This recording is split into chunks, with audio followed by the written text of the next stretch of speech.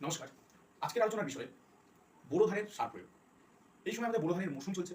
তাই অনেক চাষী বন্ধু জানেন না বোরো ধানের সার প্রয়োগ কিভাবে করবেন। বোরো ধানের সার প্রয়োগ কিন্তু যথেষ্ট একটি গুরুত্বপূর্ণ বিষয়। কারণ সার যদি বোরো ধানে যদি ঠিকঠাক না প্রয়োগ করা হয় তাহলে কিন্তু আপনার ধানের গুণগত মান বা ফলন কোনটাই ভালো হবে না। তাই আজকে আমি আলোচনা করব কিভাবে সার প্রয়োগ করবেন, কখন সার প্রয়োগ করবেন এবং কতটা পরিমাণে সার প্রয়োগ করবেন। প্রথমে বলব জৈব সারের কথা। কারণ জৈব কিন্তু কৃষক বন্ধুরা দিচ্ছেন না। জমিতে জৈব সার অবশ্যই দিতে হবে। সেক্ষেত্রে বাড়ির আবর্জনা সার বা গোবর সার বা খৈল যেকোনো কিছু হতে পারে। যদি গোবর সার বা আবর্জনা সার দেন তাহলে আপনার বিঘাপ্রতি আপনার ৫ কুইন্টাল কিন্তু জৈব সার দিয়ে মাটি তৈরি করবেন। যদি আপনি রাসায়নিক সার প্রয়োগ করেন তাহলে কি করবেন না, আপনি সবসময় চেষ্টা করবেন যে আপনার সিঙ্গেল সার যেগুলো আছে সেইগুলো ব্যবহার করা। কোনো যুগ্ম বা যৌগিক সার বা মিশ্র সার ব্যবহার করতে যাবেন না। সেখানে কিন্তু অনেক রকমের সমস্যা দেখা দেবে ক্যালকুলেশন করতে বা নির্ণয় করতে আপনার কতটা পরিমাণে আপনার জমিতে প্রয়োজন ফসলের জন্য। সেই জন্য আমি সবসময় আপনাদেরকে সাজেস্ট করবো যে আপনারা কিন্তু সিঙ্গেল সার বা একক সার ব্যবহার করবেন। সেক্ষেত্রে ইউরিয়া সার ব্যবহার করবেন আপনি বিঘাপ্রতি ৪০ কেজি, ফসফেট সার ব্যবহার করবেন বিঘাপ্রতি ৫০ কেজি এবং পটাশ সার ব্যবহার করবেন বিঘাপ্রতি ১২ কেজি।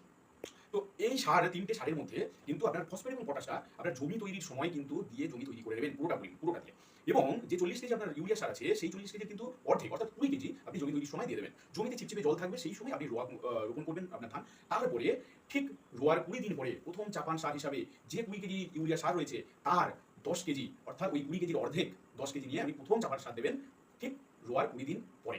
আর দ্বিতীয় যে ১০ কেজি সারটা রয়েছে বা শেষ যে সারটা রয়েছে এটা দ্বিতীয় চাপান সার বা শেষ চাপান সার হিসাবে আপনি ঠিক রোয়ার ৪২ দিনের মাথায় সারটা প্রয়োগ করবেন। করলে কি হবে আপনার এতেই কিন্তু আপনার সারের পরিমাণ ঠিকঠাক হয়ে গেল। আপনি বাজার থেকে অনেক কিছু বলবে ডিএপি আপনার ১০ ২৬ ২৬ ১৪ ৩৫ হাজারও সার বলবে, কিন্তু আপনি সেভাবে কি করবেন না। আপনি বিজ্ঞানসম্মতভাবে চাষ করুন, সুন্দরভাবে চাষ করুন এবং এই সার দেওয়ার পরে আপনি আপনার জমিতে আগাছা মুক্ত রাখবেন কম করে ৪৫ দিন পর্যন্ত। ৪৫ দিন পর্যন্ত আপনার জমি যদি পরিষ্কার পরিচ্ছন্ন আগাছা মুক্ত থাকে তাহলে আপনি যথেষ্ট পরিমাণে ভালো ফলন পাবেন।